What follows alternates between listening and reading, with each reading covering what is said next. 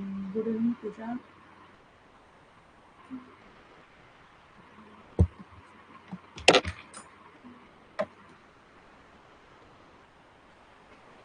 Good evening Arunima, कैसे हैं आप लोग?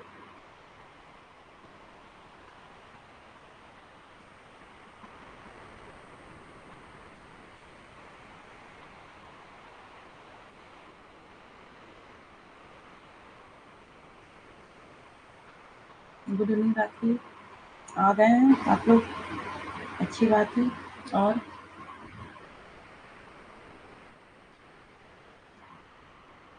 आज की क्लास में हम लोग पढ़ेंगे वेस्टर्न फिलॉसफी। ओके, आप थोड़ा बहुत ओवरव्यू मैं दे दी थी तो आप लोग को थोड़ा समझ में आ गया था उसके बारे में। अभी थोड़ा हम लोग डीप में पढ़ेंगे उसको, वेस्टर्न फिलॉसफी के बारे में।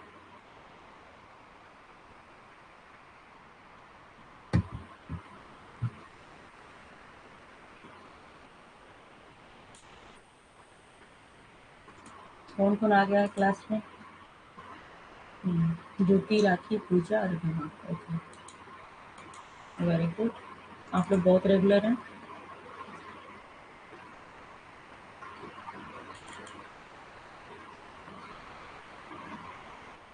गुड इवनिंग ज्योति। नहीं, आज मॉर्निंग में क्लास नहीं हुई थी अरुणिमा।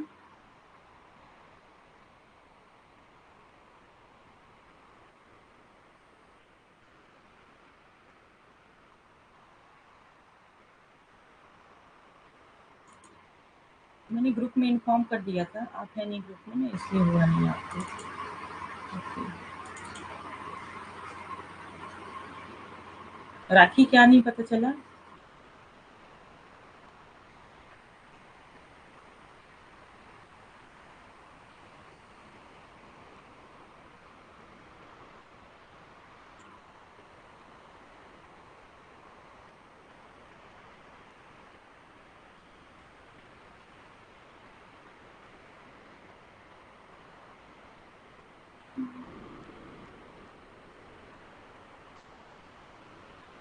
आज हम लोग पढ़ेंगे वेस्टर्न फिलोसफी को।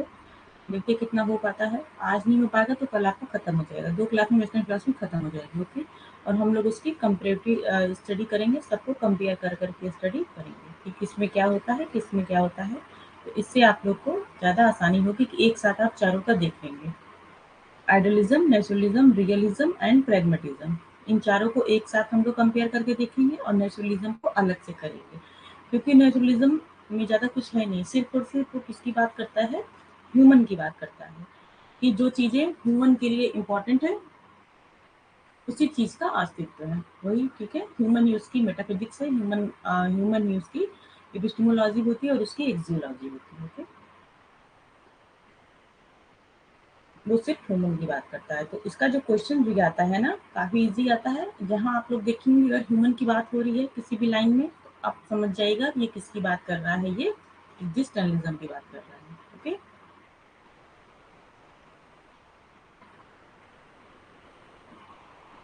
राखी आप कुछ कह रही थी, क्लास स्टार्ट किया जाए?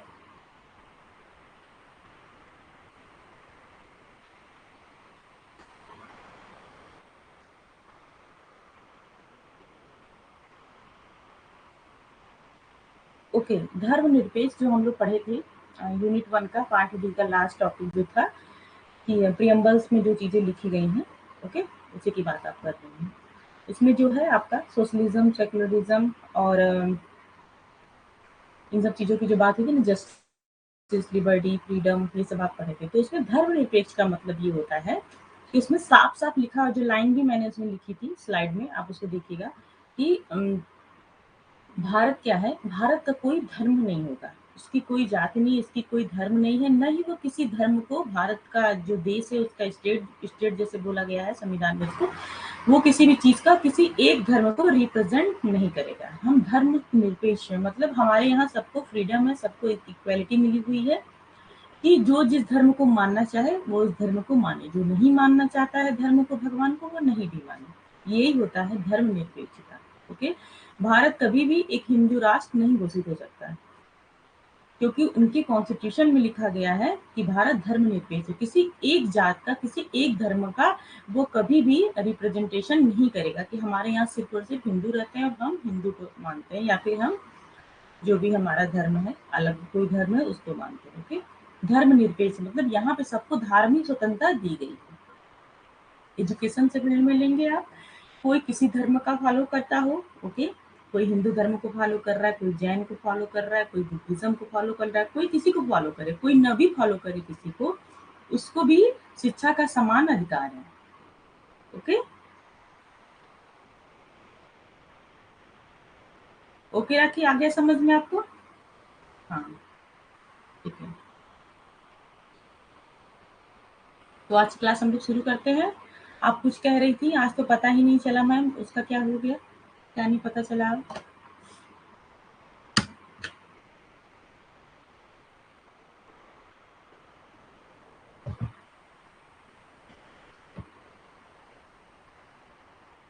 अरुणिमा, आप मुझे मैसेज कर दीजिएगा, मैं ग्रुप में जोड़ दूंगी। ओके,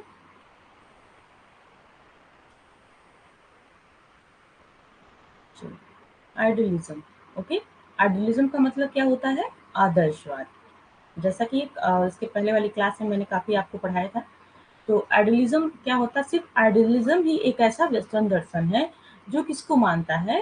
जो गॉड को मानता है। बाकी कोई दर्शन गॉड को नहीं मानते, बाकी सब चीजें क्या है, अलग अलग लोगों को मानते हैं। कोई नेचर को मान रहा है, कोई ऑब्जेक्ट को मान रहा है, ओके, कोई यूटिलिटी को मान रहा है, तो अलग अलग है सब। बस आइडियलिज्म ही है जो गॉड को मानता है।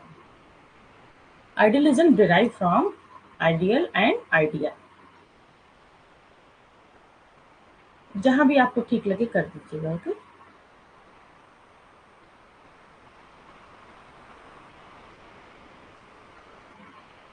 नहीं, फिर मैंने बोला था कि इवनिंग में क्लास रहेगी 6 PM। नहीं बोला था क्या? एक मिनट मैं चेक करूं। अच्छा, भूल गई थी क्या?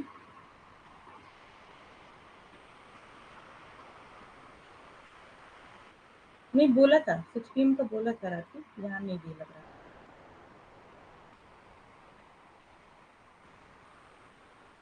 तो ठीक है, तो इसमें किसकी बात होती है? हाँ, ठीक है। इसमें किसकी बात होती है? इसमें भगवान की बात होती है। ये दर्शन जो ऐसा है जो किसको मानता है? गॉड को मानता है। ठीक?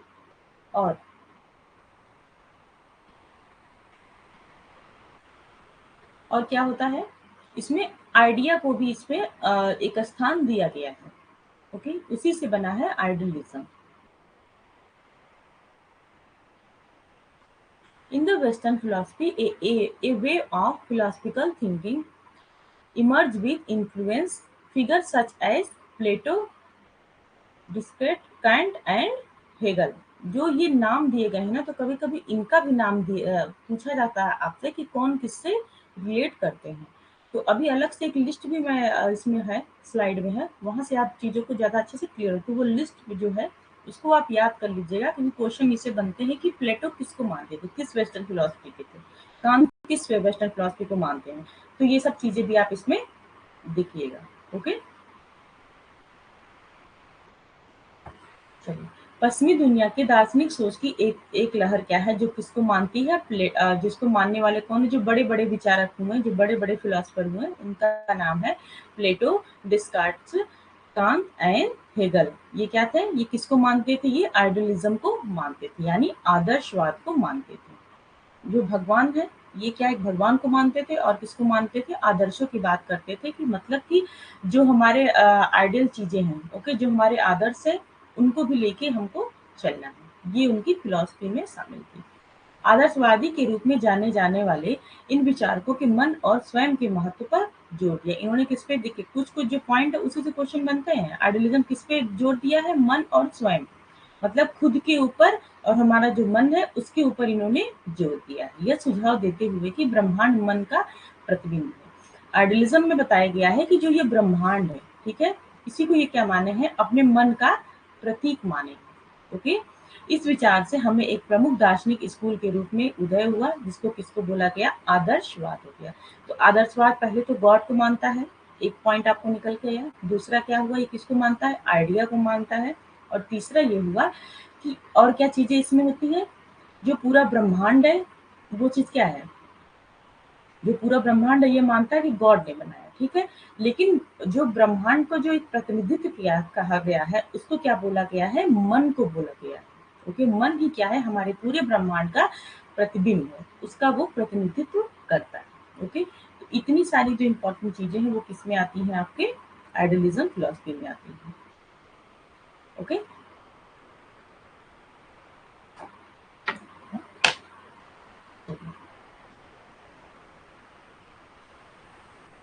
Idealist philosopher share the belief that, उन्होंने क्या क्या चीजें बताई हैं जो आइडियलिज्म को फॉलो करते हैं जो philosopher, the human mind hold almost significance and, जो ह्यूमन माइंड है, जो हमारा आपका हमारा आपका जो क्या है, हमारा जो मन है, हमारा जो दिमाग है, वो क्या है, उसके अंदर सारी महत्वपूर्ण चीजें होती है।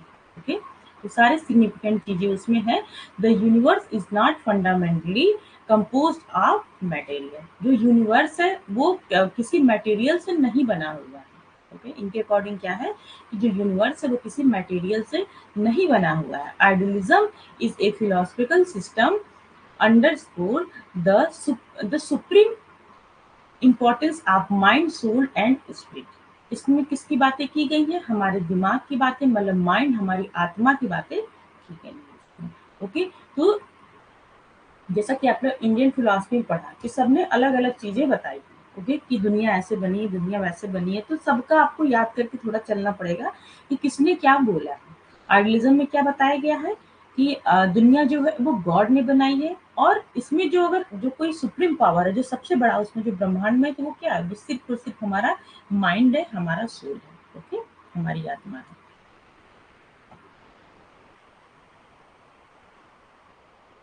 आदर्शवादी दार्शनिक इस विश्वास को साझा करते हैं कि मानव मन अत्यंत महत्वपूर्ण स्थान रखता है, मतलब ओवरऑल जो चीजें इसमें होती हैं वो किसके ऊपर है, हमारे मन के ऊपर है। ओके, और मन ही हमारा क्या है, पूरा ब्रह्मांड है हमारा, मतलब सब कुछ अगर कहा जाए तो वो क्या है, हमारा मन है।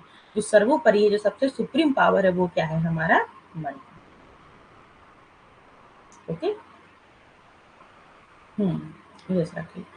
तो चलिए, तो आप क्या इसमें और चीज देखें कि ब्रह्मांड मूल रूप से सामग्री से नहीं बना हुआ है। ये किससे बना हुआ, मतलब जो मटेरियल बना हुआ है वो किसी सामग्री से नहीं बना, जैसे इसके पहले अभी हम लोग देखे थे ना अलग अलग करके कि सबने अलग अलग बताया है। इन्होंने बताया कि गॉड से बना हुआ है, और बाकी सामग्री की बात, मतलब किसी मटेरियल की बात अलग अलग नहीं की। ओके, जैसे कि रियलिज्म बोला है कि ऑब्जेक्ट से बना हुआ, प्रैग्मेटिज्म क्या बोला है, यूटिलिटी की बात करता है, तो वो अलग चीज है। इसकी मेटाफिजिक्स देखते हैं। मेटाफिजिक्स अकॉर्डिंग टू आइडियलिस्ट, एक मिनट थोड़ा रुकिएगा।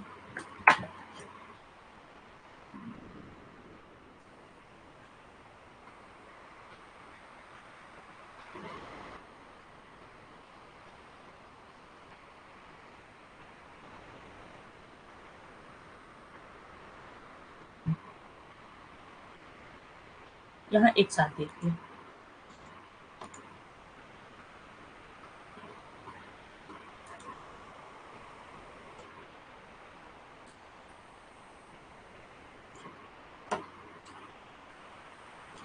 पहले देखिए आप इसका एक्सपोनेंट, एक्सपोनेंट मतलब कि कौन किसको फॉलो किया है। ओके, ये सारा एक साथ ही आपको मिल जाएगा, naturalism, pragmatism, idealism and realism. Okay, तो ये सब कौन कौन किसको फॉलो किया है वो चीज आप इसमें याद रखेंगे। ओके, कुछ चीजें हैं जो जो ये सब चीजें हैं ना, जिसका मतलब नाम दिया, जिस फिलोसफर का नाम दिया गया है, तो ये सब सारी की सारी इंपॉर्टेंट है, एक को भी आप भूलने की कोशिश मत करिए कि हाँ इसको छोड़ दे उसको छोड़ दे। ओके, तो आप सारा का सारा, इसका हिंदी ही है, ठीक है। तो इसको आप देख लीजिए कि नेचुरलिज्म क्या होता है, ये किसको फॉलो करता है, ये नेचर को फॉलो करता है। ओके, नेचुरलिज्म में कौन कौन से फिलोसफर आपको दिखेंगे, डेमोक्रिटस और एरिस्टोल, हक्सले, डार्विन, इरविन और Lamarck, Spencer, Rousseau, Bacon and Hobbes. Bacon तो सबसे ज़्यादा फेमस हुए, मतलब सबसे ज़्यादा फेमस अगर देखा जाए तो रूसो हुए, लेकिन बेकन ने क्या बताया, बेकन को सबसे बड़ा, एक तरह से देखिए कि सबसे बड़ा प्रकृतिवादी माना जाता है, क्योंकि बेकन ने बोला है कि दुनिया सिर्फ और सिर्फ प्रकृति से बनी। इनका ये स्टेटमेंट था कि दुनिया सिर्फ और सिर्फ प्रकृति से ही बनी और बाकी चीज़ों को इन्होंने माना ही नहीं है। बेकन ने। तो बेकन का नाम आप जरूर से मत भूलिएगा इसको। और रूसो तो आपको पता है ये प्रकृतिवादी हैं, प्रकृति को मानते हैं कि दुनिया में जो कुछ है वो प्रकृति के द्वारा ही चीजें हैं, निर्मित जो है प्रकृति के द्वारा ही, और जब कुछ सीखते हैं जो कुछ भी हमारा है वो सब प्रकृति के आसपास ही है। ओके, स्पेंसर, लेमार्क और इरविन डार्विन, तो इन लोग का नाम आप ये क्या है, ये नेचुरलिस्ट। ओके, अब देखते हैं हम लोग किसकी बात करते हैं, प्रैग्मेटिज्म की बात में करते हैं। प्रैग्मेटिज्म किसकी बात करता है, यानी प्रयोजनवाद, हिंदी में इसको बोलते हैं प्रयोजनवाद। प्रयोजनवाद जो बात करता है, यूटिलिटी की बात करता है। ओके, राखी कल की क्लास में मैंने सब बताया था, हिंदी में भी बताया था, थोड़ा सा उसको आप एक कॉपी पे अपने लिख के ना और उसको समझने की कोशिश करिए कि बार-बार लिखना फिर ये थोड़ा-सा मुश्किल हो जाता है। ये तो आपको पता है ना, नेचुरलिज़्म का ये मतलब होता है प्रकृतिवाद, ये तो आपको क्लियर ही होगा, ठीक है। और प्रैग्मेटिज़्म का ये मतलब होता है प्रयोजनवाद।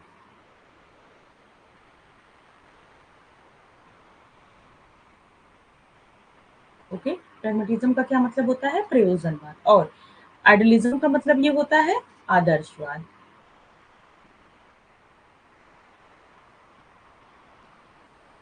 ओके, और रियलिज्म का क्या मतलब होता है, यथार्थवाद।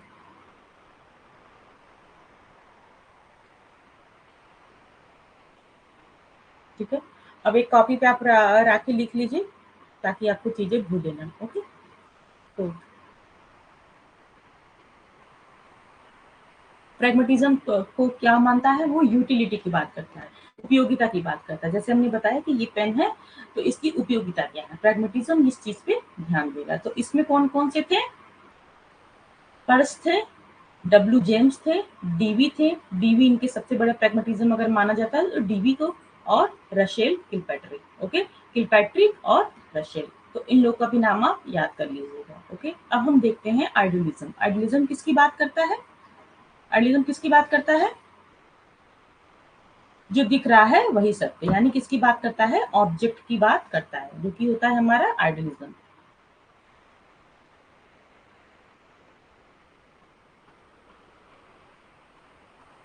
ओके, रखिए। तो आइडियलिज्म बात करता है आपकी ऑब्जेक्ट की बात भी करता है, अगर कोई चीज दिख रहा है तो फिर ठीक है, ऑब्जेक्ट होना चाहिए। तो इसमें कौन कौन से हैं, सुक्रेट है, और बर्कले है, रॉस है, प्लेटो है, कांट है, फिच है, हेगल है, गांधी, विवेकानंद एंड घोष। तो अपने यहाँ भी ये हैं, गांधी जी, विवेकानंद एंड घोष, ये लोग क्या थे, आइडियलिज्म थे। किसकी बात करते हैं, आदर्शों की बात करते हैं ये। और नेक्स्ट आपका क्या है, रियलिज्म। रियलिज्म किसकी बात करता है, यथार्थ की बात करता है। ओके, मैंने आदर्शवाद में क्या बता दिया था आपको, ऑब्जेक्ट की बात कर दिया था, ठीक है, तो वो गलती से मेरे मुंह से निकल गया था। आइडियलिज्म किसकी बात करता है, गॉड की बात करता है। ओके, तो ये लोग गॉड पे विश्वास करते हैं, और जो सारी दुनिया है किसने बनाई, गॉड ने बनाई। जैसे कि आप लोग को पता, जो थिंकर्स आप लोग पढ़े थे, स्वामी विवेकानंद को पढ़े थे, और गांधी जी को भी पढ़े थे आप लोग। ओके, अरविंद को भी पढ़े थे, तो इन लोगों को आपने पढ़ा हुआ था। तो ये क्या थे, ये आदर्शवादी थे, आदर्शों की बात करते थे, मूल्यों की बात करते थे। और अभी नेक्स्ट देखिए क्या है, रियलिज्म। रियलिज्म किसकी बात करता है, ये बात करता है ऑब्जेक्ट की बात करता है। ओके, जो दिख रहा है वही सत्य, यानी जो प्रत्यक्ष कोई चीज दिख रहा है वही आपका क्या है, सत्य है। तो ये क्या होता है, रियलिज्म। मतलब कोई चीज रियल होनी चाहिए, ऐसा नहीं है कि आप अमूर्त चिंतन करके किसी भी चीज को पैदा कर रहे हैं। ओके, तो एरिस्टोल है, एक्विनास है, एंडोके है, और कार्ल मार्क्स है।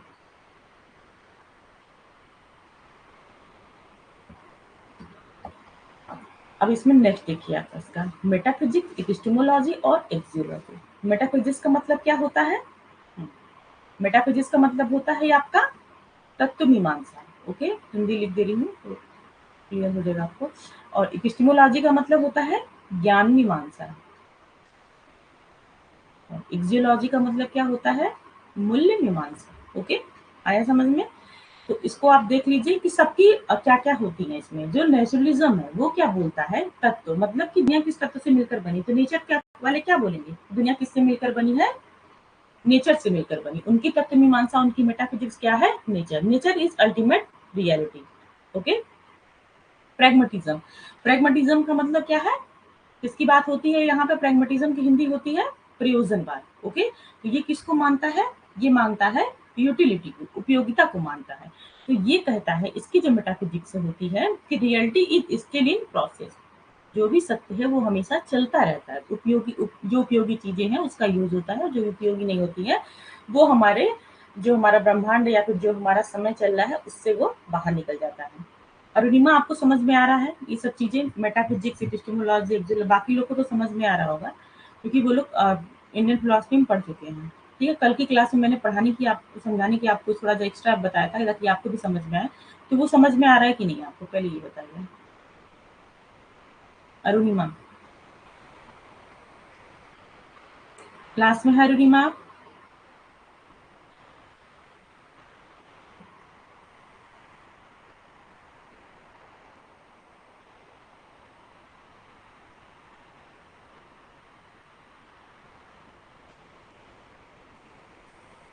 कि जब मैं पढ़ाती हूँ तो मुझे ये रहता है कि किसी का ऐसा ना हो कि उसको समझ में ही ना आए, है ना? तो थोड़ा बीच-बीच में पूछना ज़रूरी रहता है, ओके? अरुणिमा क्लास में नहीं है? चलिए कोई बात नहीं। तो चलिए, अब हम लोग किसकी बात कर रहे हैं? आइडियलिज़्म। आइडियलिज़्म की मेटाफिजिक्स क्या होगी? इसकी तत्व मीमांसा क्या होगी? आइडियलिज़्म किसको मानता है?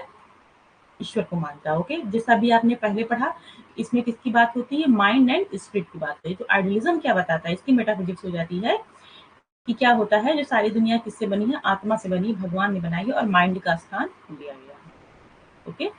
अब देखिए इसका रियलिज्म, रियलिज्म का मतलब ये हो गया यथार्थवाद, ओके? ये किसको मानता है? ऑब्जेक्ट को मानता है। तो इसमें क्या होगा? Real word is the word of the nature. जो चीजें दिख रही हैं, जो चीज रियल है, वही इसकी क्या है? मेटाफिजिक्स है। जो चीजें प्रत्यक्ष दिख रही हैं वही इसकी मेटाफिजिक्स है। जो चीजें हम सेंसस के द्वारा अपने देख रहे हैं वही चीजें उसका तत्व मीमांसा है, मेटाफिजिक्स होता है, ओके? अब देखिए इसकी एपिस्टेमोलॉजी, ज्ञान मीमांसा इसकी क्या होती है कि मतलब हमको ज्ञान की प्राप्ति कहाँ से होती है? एपिस्टेमोलॉजी का मतलब होता है कि ज्ञान की प्राप्ति, ओके? तो इसमें देखिए नेचुरलिज्म में बताया गया है कि senses are the gateway of the knowledge, okay? हमें ज्ञान कैसे प्राप्त होती है? नेचुरलिज्म के अकॉर्डिंग हमें अपने सेंस के द्वारा ज्ञान की प्राप्ति होती है। जैसे होता है ना कि बच्चा एक्सपीरियंस के थ्रू सीखेगा। आपने देखा है ना कि बच्चा कैसे सीखता है? नेचुरलिस्ट वाले जो होते हैं कहते हैं कि बच्चा एक्सपीरियंस के थ्रू सीखेगा, लर्निंग बाय डूइंग करके सीखा। तो वो कैसे अपने सेंसेस के द्वारा चीजों को सीखता है। गलत करेगा, उसको सही समझ में आएगा, सही करेगा, गलत करेगा, मतलब ये सब करके अपना ट्रायल एंड एरर करके चीजें सीख जाता है। प्रैग्मेटिज्म क्या बोलता है? Knowledge is experience based. Knowledge क्या है? हमारा एक्सपीरियंस के बेस्ड है। यूटिलिटी, उपयोगिता की बात करता है ना प्रैग्मेटिज्म। तो इसका ये रहता है कि कोई भी चीज उपयोगी है कि नहीं हुई, ये चीज हमें कैसे पता चलेगा? एक्सपीरियंस के थ्रू चलेगा। जब अगर हम पेन को चलाएंगे तो भी हमें पता चलेगा कि उपयोगी है कि नहीं है। नहीं चलाएंगे तो कैसे पता चलेगा? तो इसमें हमें ज्ञान की प्राप्ति कैसे हो रही है? एक्सपीरियंस के थ्रू हो रही है, ओके? और अब देखिए आप क्या देखेंगे? आइडियलिज्म। आइडियलिज्म को देखिए, आदर्शवाद क्या बोलता है?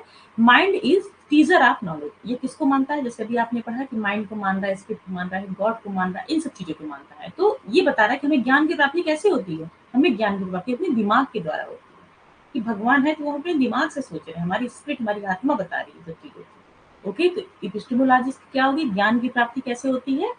अकॉर्डिंग टू आइडियलिज्म हमको अपने दिमाग के द्वारा प्राप्त होती है। नेक्स्ट देखिए क्या है? रियलिज्म। रियलिज्म मतलब यथार्थवाद, ओके? मैं हिंदी में बोलती चल रही हूँ, तो जिसको भी दिक्कत हो रही है वो दिक्कत नहीं होगी, ओके? क्योंकि मैं हिंदी में ही आपको बता रही हूँ। आइडियलिज्म, आइडियलिज्म बात करता है कि knowledge obtain through sensor is real. जो नॉलेज हमको सेंस के थ्रू मिल रही है, जो नॉलेज हमको प्रत्यक्ष मिल रही है, वही नॉलेज क्या है? सही है। अगर हमें प्रत्यक्ष दिख रहा है कि आग है तो ही हम मानेंगे कि आग जल रही है, ओके? अब देखिए एक्जियोलॉजी। एक्जियोलॉजी का मतलब ये होता है मूल्य मीमांसा, ओके? क्या मूल्य हमको दे रहा है, क्या अच्छी बातें हमको सिखा रहा है, क्या पॉजिटिविटी हमको दे रहा है, क्या हमको नैतिक बातें सिखा रहा है, इसको बोलेंगे आपकी मूल्य मीमांसा, ओके? जो नेचुरलिज्म होते हैं, ओके, जो नेचुरलिज्म को फॉलो करते हैं, उनका क्या मानना है कि नो बिलीव्स इन वैल्यूज।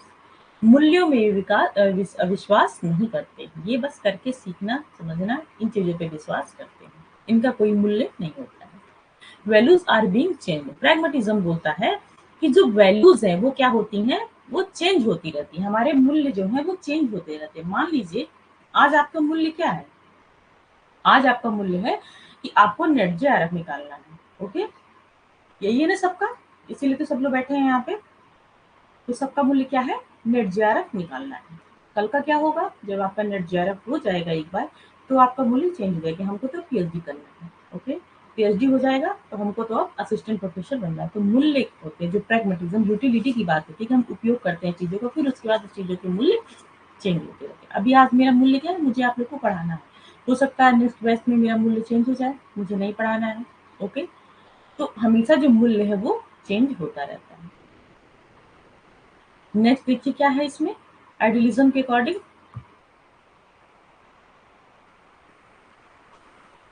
हाँ, ये चीजें हर तीनों में पढ़नी पड़ेगी, क्योंकि किसी भी फिलॉसफी को समझने के लिए तीन चीजें क्या होती हैं, इसकी बेस होती है, मेटाफिजिक्स, एपिस्टेमोलॉजी और एक्सियोलॉजी। और आपसे क्वेश्चन अगर बनता है तो ज्यादातर क्वेश्चन आप बनने के चांसेस है किसी चीज का आपको मेटाफिजिक्स पूछ दिया, किसी चीज के एपिस्टेमोलॉजी से पूछ दिया, किसी चीज के एक्सियोलॉजी से पूछ दिया।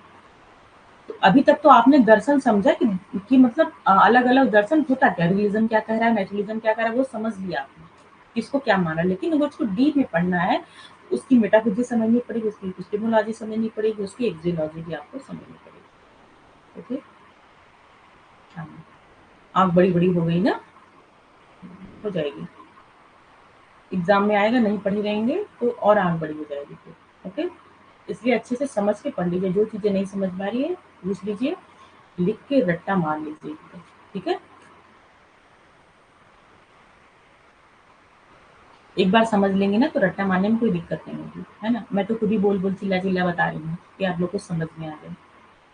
फिर भी नहीं समझ में आ रहा तो फिर पूछिए, क्या कर सकते हैं, है ना, क्योंकि पढ़ना तो पड़ेगा ही, इसको छोड़ के कहीं जाने वाले नहीं है अभी। बस अब समझ लीजिए, ये आपका बहुत ही जो आज की क्लास है, जो टफेस्ट पार्ट है वो आज आपका खत्म होने वाला है। अब जो एक पार्ट बचा हुआ है बहुत ईजी है, तो आपका जो फर्स्ट यूनिट है वो आपका खत्म हो जाएगा, एक दो दिन में खत्म हो जाएगा। फिर हम लोग कोई इजी यूनिट उठाएंगे, है ना, सर दुख गया होगा आप लोग का। ओके, तो पढ़ के इसीलिए मैंने पहले ले लिया था कि थोड़ा सा आपका भी आपका माइंड फ्रेश है, थोड़ा आप ध्यान से पढ़ लेंगे तो फर्स्ट यूनिट और 6 यूनिट, ठीक है, दोनों पढ़ाने मेरा भी सर दुख जाता है क्योंकि थोड़ी सी टफ है, समझा के दिमाग में घुसानी पड़ती है यूनिट। ओके, अभी दूसरा हम लोग कुछ इजी टॉपिक लेंगे जो थोड़ा पढ़ने में मजा है ना। वैल्यूज आर इटर्नल, ये बोलती है कि वैल्यूज क्या है, इटर्नल है।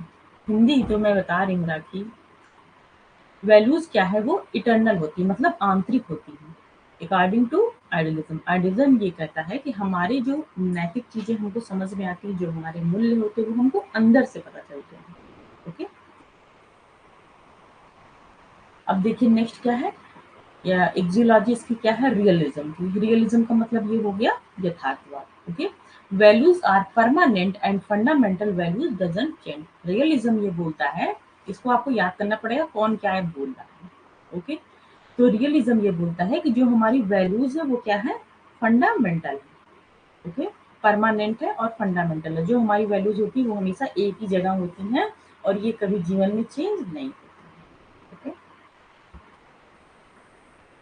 अब देखिए इसके फंडामेंटल प्रिंसिपल क्या क्या है, तो अलग अलग करके देखिए सबके फंडामेंटल प्रिंसिपल क्या क्या होते हैं। तो इसमें बताया गया है, नेचुरलिज्म में बताया गया है, नेचुरलिज्म मतलब प्रकृतिवाद, इसे बताया गया है nature alone is reality and it's readymade.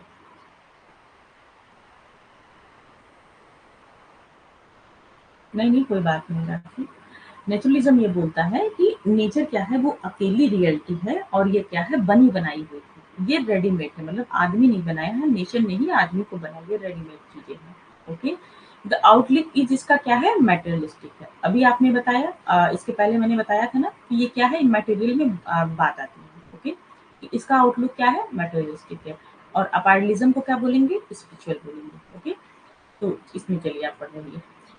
essence of human life is inimitable। Okay, जो ह्यूमन लाइफ है उसके बारे में बात है कि नेचुरलिज्म में कौन पार्ट है, ह्यूमन लाइफ ही है। ठीक है, नेचर में कौन रहता है, ह्यूमन रहता है, ह्यूमन इससे चीजों को सीखता है। और इसमें क्या अल्टीमेट रियलिटी, इसके प्रिंसिपल यानी इसके सिद्धांत की बात मैं कर रही हूँ। अल्टीमेट रियलिटी इज क्या है, फिजिकल, जो चीजें दिख रही हैं, जो फिजिकल चीजें हैं, भौतिक चीजें, वही इसकी रियलिटी है, नेचर की। ओके, अब देखिए क्या हम लोग नेक्स्ट पढ़ेंगे, प्रैग्मेटिज्म यानी प्रयोजनवाद।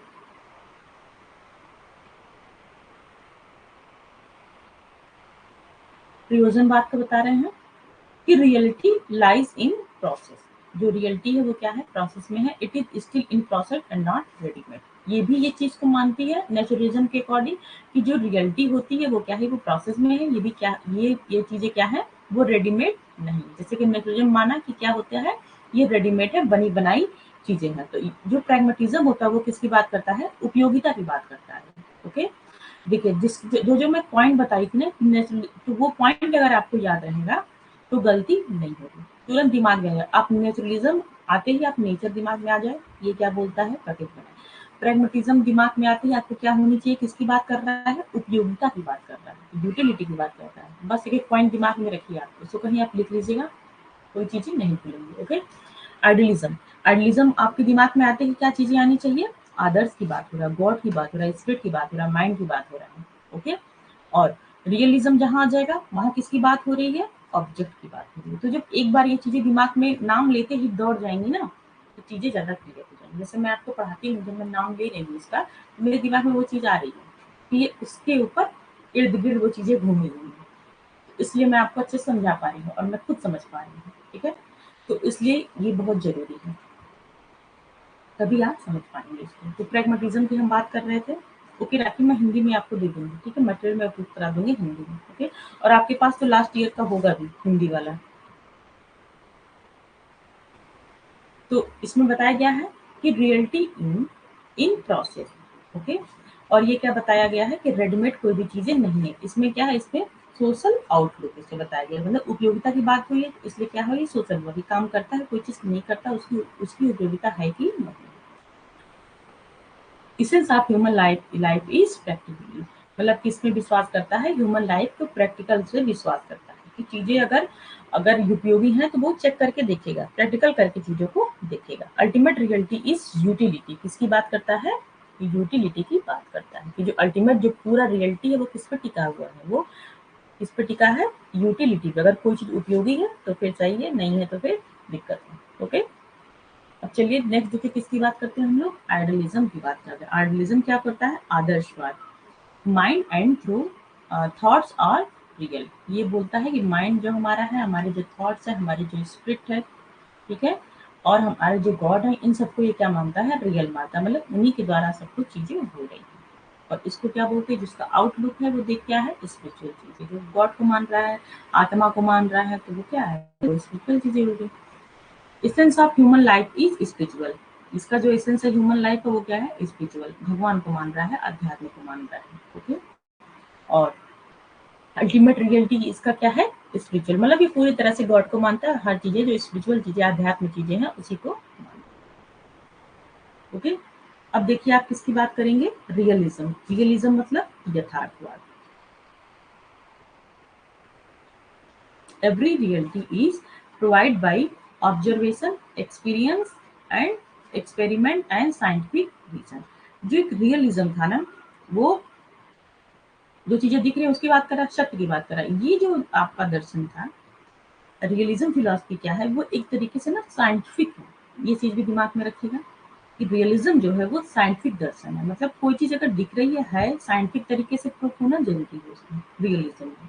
ओके, तो ये किन चीजों को मानता है, ऑब्जर्वेशन, अवलोकन को मानता है, एक्सपीरियंस के द्वारा, ठीक है, और एक्सपेरिमेंट के द्वारा और साइंटिफिक रीजनिंग के द्वारा चीजों को ये ज्यादा उसमें बिलीव करता है। ये इसके क्या है, प्रिंसिपल है। Intelligence insignificant to formulate concept. जो इंटेलिजेंस है, जो हमारी दिमाग है, उसके द्वारा ही चीजें महत्वपूर्ण होती है, और वही चीजें हमको उसका आउटलुक में है कि मतलब वो चीजें होनी चाहिए। हम अपने इंटेलिजेंस के द्वारा ही किसी चीज को देख पाते हैं कि वो सत्य है कि नहीं। Essence of human life is experience. Okay, इसमें कैसे क्या है, ह्यूमन लाइफ जो है वो चीज हमको एक्सपीरियंस के द्वारा चीजें प्राप्त होती है। और अल्टीमेट रियलिटी इज फिजिकल, जो चीजें दिख रही हैं वही चीजें हैं, तो यानी इसमें भी तब चीजें क्या होंगी, भौतिक होंगी। Okay,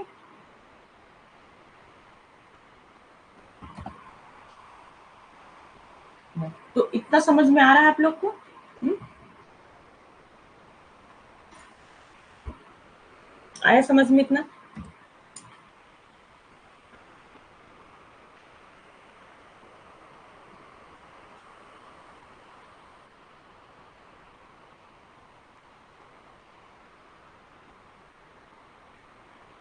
okay. ओके पूजा, ओके ज्योति।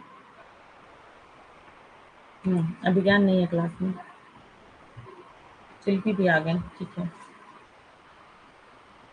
6 PM मैं क्लास इसलिए लेती हूँ, जिस दिन क्लास नहीं ले पा रही उस दिन 6 PM ये ले लेती हूँ कि शिल्पी को प्रॉब्लम होती है। सना बोल रही थी कि मुझे प्रॉब्लम होती है, मॉर्निंग वाली क्लास मैं नहीं ले पाती हूँ, खाना वगैरह बनाना रहता है, ठीक है। लेकिन 6 बजे वाली मेरे लिए आराम है, तो वो आ सकती हैं, शिल्पी आ सकती हैं। दिनेश बोलते हैं कि मैं 5 बजे के बाद क्लास ले सकता हूँ, तो वो भी आ सकते हैं। 5 से 6 बजे ऐसा उन्होंने बताया था ना क्लास में। तो फिर भी नहीं आते हैं लोग, क्यों नहीं आते हैं भाई? हुँ?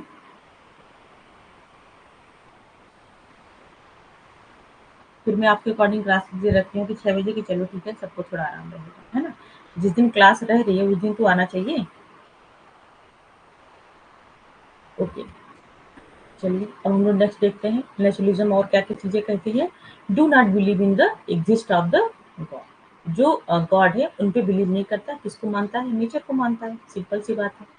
Do not believe in value, soul और रिलीजन और डिवाइन स्पिरिट। ओके, ये किसी चीज़ को नहीं मानता, किसको मानता है? सिर्फ और सिर्फ अ, नेचर को मानता है। ओके, न ही वैल्यूज में मानता है, न किसी विश्वास करता है, न किसी धर्म विश्वास करता है, न किसी आत्मा में विश्वास करता है, न भगवान में विश्वास करता है। तो इन सब चीजों में नेचुरलिज्म बिलीव नहीं करता है। ओके,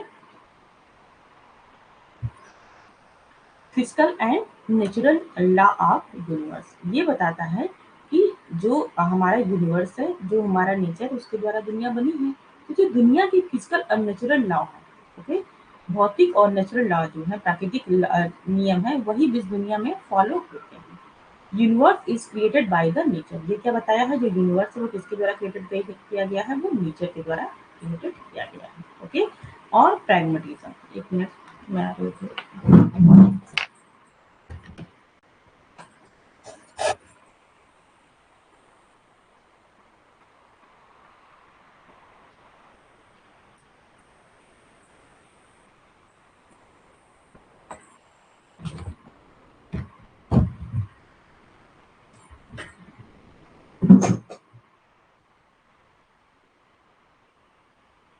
चलिए, तो अब हम क्या पढ़ेंगे? प्रैग्मेटिज्म। प्रैग्मेटिज्म का मतलब ये होता है आपका प्रयोजनवाद। चलिए, प्रयोजनवाद क्या बोलता है? यूटिलिटी की बात करती है। तो आपके माइंड में आ गया यूटिलिटी। अब आप इसमें देखिए, believe in the existence of God and some constant. Okay,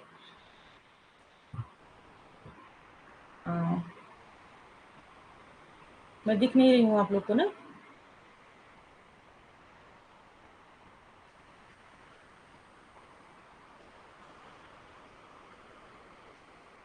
hello?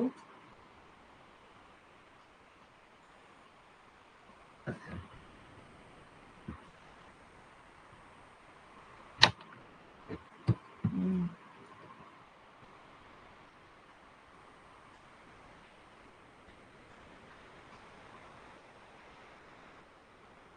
Okay, camera हिल गया, वो फिर से सेट करना पड़ेगा। तो मैं ऐसे ही पढ़ा दूँ बिना कैमरा के? क्योंकि सेट करने में फिर 2-3 मिनट टाइम वेस्ट हो जाएगा आपका।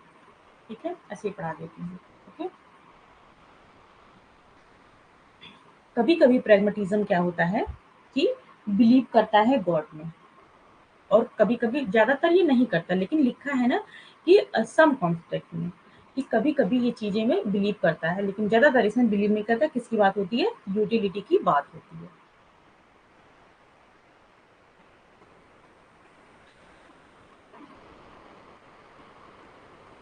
Values are changeable and created by the man. जो हमारी वैल्यूज है वो क्या होती है? चेंजेबल होती हैं, और ये मनुष्य के द्वारा क्रिएटेड की गई हैं। हमारी वैल्यूज क्या है? कभी कभी चेंज होती रहती है, कभी आज कुछ है, कभी कल कुछ होने वाली है। दे change with time, place and circumstances. और जो वैल्यूज होती है वो समय के द्वारा, स्थान के द्वारा और हमारे सर्कमस्टांसेस के द्वारा, जो हमारी परिस्थितियां जैसी बनती हैं उस हिसाब से हमारी वैल्यूज चेंज होती रहती हैं। और क्या माना है? No law is universal. कोई लॉ क्या है? यूनिवर्सल नहीं है, मतलब कि सार्वभौमिक कोई लॉ नहीं है। हर चीजें चेंजेबल है, चेंज होती रहती है according to the time, place and the circumstances. Okay, universe is created by the man. Universe है वो किसके द्वारा क्रिएटेड किया है? वो आदमी के द्वारा क्रिएटेड हुआ है। ओके, अब देखिए आपका आइडियलिज्म क्या बोलता है। आइडियलिज्म तो पूरी तरह से गॉड को बिलीव करता है ना, आत्मा पे विश्वास करता है, माइंड पे विश्वास करता है। तो ये क्या बोलेगा कि आइडियलिज्म बोलेगा कि अ, हमको क्या है, गॉड पे विश्वास है, full believes in God, values are eternal and they never change. जो हमारी वैल्यूज है वो आंतरिक तरीके से होती है और ये कभी चेंज नहीं होती है। True goodness and beauty are eternal values, और हमारे अंदर क्या है, सत्य है, गुडनेस है और ब्यूटी है, जो कि किसके द्वारा आ रही है, वो आंतरिक तरीकों से हमको प्राप्त होती है। स्पिरिचुअल लॉ आर यूनिवर्सल, जो सार्वभौमिक लॉ है वो किसको मानता है, स्पिरिचुअल मतलब भगवान जो चाहता है वो करता है। कहते हैं ना कि नेट जारक नहीं हुआ क्योंकि भगवान नहीं चाहते थे। ओके, तो वो क्या हो गया, वो आइडियलिज्म हो गया, है ना। कर्म में विश्वास करना चाहिए, भगवान का तो ठीक है। Universe is created by the God, ये क्या बोलेगा, यूनिवर्स किसने बनाया है, गॉड ने बनाया। ओके, अब देखिए किसकी बात हम लोग करेंगे, रियलिज्म की बात करेंगे। रियलिज्म मतलब ऑब्जेक्ट को मानता है, और इसका हिंदी होता है यथार्थवाद। Soul and God is not exist, इन्होंने बताया है कि सोल और गॉड होता ही नहीं है, आत्मा और भगवान नहीं होता है। तो आपको पहले ही बताया था रिलीजन ये सब नहीं मानता है। Values are permanent and objective, values क्या होती है, परमानेंट होती है। ओके, कि एक बार आपकी जो वैल्यू है कि आपको ये चीज बनना है वो हमेशा रहेंगी। और ऑब्जेक्टिव, आपके रिसर्च में ज़्यादा चीज़ें पूछी जाती हैं कि कौन सा रिसर्च ऑब्जेक्टिव है, कौन सा रिसर्च आपका सब्जेक्टिव है। तो मैं यहाँ भी बता देती हूँ, ऑब्जेक्टिव का ये मतलब होता है कि अम, चाहे पर्सन बदल जाए, चीज़ें नहीं बदलती हैं, उसको बोलते हैं ऑब्जेक्टिव। और अगर पर्सन बदल जाए तो जो उसका रिजल्ट है वो भी बदल जाए, उसको बोलेंगे सब्जेक्टिव। ओके, ऑब्जेक्टिव का क्या मतलब है, ऑब्जेक्टिव का ये मतलब है कि अगर मैन बदल जाए, अगर कोई भी पर्टिकुलर पर्सन बदल जाए तो आपका रिजल्ट क्या है, नहीं बदलेगा। ओके, नहीं बदलेगा, रिजल्ट हमेशा वही रहेगा। और सब्जेक्टिव का ये मतलब ये होता है कि पर्सन बदल जाए तो आपका रिजल्ट भी बदल जाता है। ओके, तो ये आपका हो जाएगा सब्जेक्टिव। जैसे कि आप कोई एक्सपेरिमेंट कर रहे हैं, ओके, जो साइंटिफिक रिसर्च होता है वो क्या होता है, हमेशा ऑब्जेक्टिव। जैसे कि कोई एग्जांपल आप ले रहे हैं, जैसे कि इसका एग्जांपल क्या है, साइंटिफिक रिसर्च का एग्जांपल मान लीजिए कि आपने एक रिसर्च की है, साइंटिफिक तरीके से कोई चीज खोजा है। ठीक है, आपने ये खोजा है कि दो पत्थरों को रगड़ने से अम, क्या होता है, आग निकलती है। अपने साइंटिफिक तरीके से खोजा इसको, ठीक है, आपने खोज किया इस पे काम किया, इस पे रिसर्च किया। तो कोई भी पत्थर रगड़ेगा, आप रगड़ेंगे, हम रगड़ेंगे, कोई भी रगड़ेगा, ठीक है, तो वो रिसर्च क्या होगी, वो सेम आपका रिजल्ट मिलेगा। कोई भी पत्थर रगड़े, आग निकलेगी। तो रिजल्ट वो रिसर्च क्या होती है, उसको बोलते हैं ऑब्जेक्टिव। ओके, सब्जेक्टिव का मतलब होता है कि ऐसी रिसर्च आपकी हुई है कि अगर राखी पत्थर रगड़ रही हैं तो उससे क्या आग निकल रही है, बाकी पूजा और ज्योति रगड़ रही तो आग ही नहीं निकल रही है ना। शिल्पी देख के परेशान हो जाएंगी कि ये क्या हो रहा है। ओके, ये क्या हो रहा है भाई, ये क्या हो रहा है ना। तो वो रिसर्च ऐसी होती है, जैसे कि आप मान लीजिए कि किसी के बारे में आप परसेप्शन ले रहे हैं, किसी का एटीट्यूड चेक कर रहे हैं, कि जैसे कि आप कोई एटीट्यूड चेक कर रहे हैं कि जो एनईपी है। ओके, आपकी जो एनईपी है, एनईपी 2020 है। ओके, आपकी जो एनईपी 2020 है, ये अच्छी है कि बुरी है। अगर आप 10 लोग को ले रहे हैं तो हो सकता है कि 10 में से 8 लोग जो हैं इसके सपोर्ट करें, 2 लोग नहीं सपोर्ट करें। ठीक है, किसी रीजन पे, किसी अलग रीजन पे, आप मान लीजिए आप किसी स्टेट में, ओके, आप महाराष्ट्र चले गए, वहां आपका क्या हुआ कि 8 लोग कहते हैं बहुत बढ़िया एनईपी आई है 2020, 2 लोग कह रहे नहीं बहुत घटिया आई है। यूपी में चले आए, यूपी में वैसे भी हर चीज की बुराई होगी, यूपी में ये क्या उलट जाएगा। लगेंगे लोग बताने कि एनईपी में जब बन रहा था तो हमको क्यों नहीं शामिल किया गया। ठीक है, क्योंकि ये बहुत सारी कमियां थी, ये उल्टा जवाब आने के पूरे चांसेस होते हैं। वो लोग बोलेंगे, 2% लोग बोलेंगे कि हाँ बढ़िया, बाकी 8% बताएंगे कि नहीं। ओके, तो ये क्या है, सब्जेक्टिव रिसर्च हो गई। आपने अगर महाराष्ट्र में रिसर्च किया है तो आपका रिजल्ट दूसरा रहेगा, आप बताएंगे कि वाह एनईपी तो बहुत अच्छी, 8 लोगों ने बताया। लेकिन आप यूपी में कर दिए, किसी अदर स्टेट में कर दिए, वहां जिस लोगों से आप मिले वो नहीं सपोर्ट कर रहे हैं, तो वो क्या हो गया, आपका रिजल्ट बदल गया। तो यानी आपकी रिसर्च क्या है, वो सब्जेक्टिव है। ओके,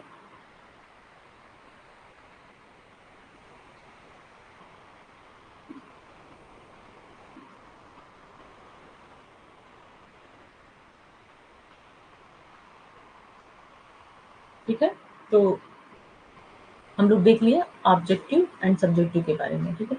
अब नेक्स्ट देखिए इसमें क्या बोला गया है, physical and natural law are universal. ये कौन से लॉ को मानते हैं, फिजिकल और नेचुरल लॉ को मानते हैं कि वो क्या है, वही सार्वभौमिक है। जो हमारे लॉ बनाए गए किसके द्वारा, फिजिकल और नेचुरल वर्ल्ड के द्वारा ही बनाए गए हैं। Physical universe is operated by natural law, और जो फिजिकल वर्ल्ड है, जो चीजें दिख रही हैं, वो किसके द्वारा ऑपरेटेड हो रही हैं, जो हमारी नेचुरल लॉ है उसके द्वारा। मतलब जो चीजें दिख रही हैं, जो चीजें ऑब्जेक्ट है, जो चीजें यथार्थ है, ओके। आप जिस चीजों को प्रत्यक्ष देख रहे हैं उन्हीं के द्वारा हर चीजें इस दुनिया में सर्कुलेट हो रही है, ओके। तो ये स्लाइड क्लियर हुआ सबको। एक साथ आप चार चार फिलोसफी पढ़ रहे हैं कंपेयर करके, ओके। तो आज के बाद आज हम लोग क्लास यहीं खत्म करते हैं। तो ये इतना चीजें कवर हो गई, आपको क्लियर हो गई, थोड़ा मुझे बता दीजिएगा। ओके राखी,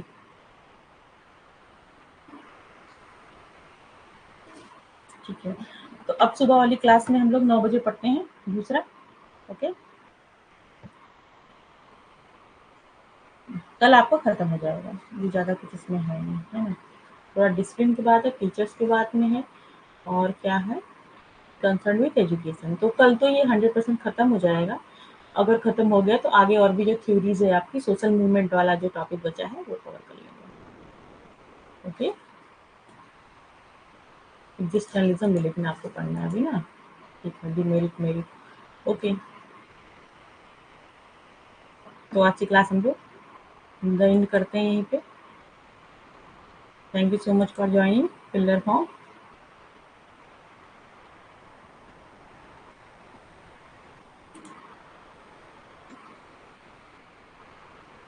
ओके बाय सबको।